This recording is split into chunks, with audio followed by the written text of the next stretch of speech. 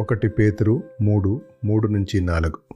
మీ అలంకారము బాహ్యములో ఉండక హృదయములో దాగి ఉన్న వినయమును శాంత స్వభావమును కలిగిన అంతరంగ మనిషి అయి ఉండవనెను. తపస్సు కాల 2వ శుక్రవారం.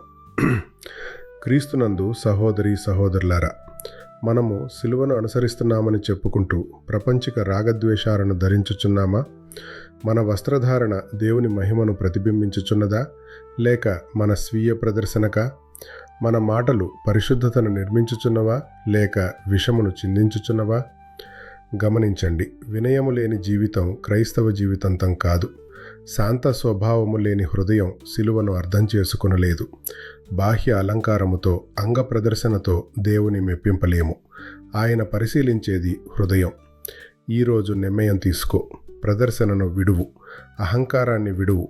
తనను తాను తగ్గించుకున్నవాడు హెచ్చింపబడును.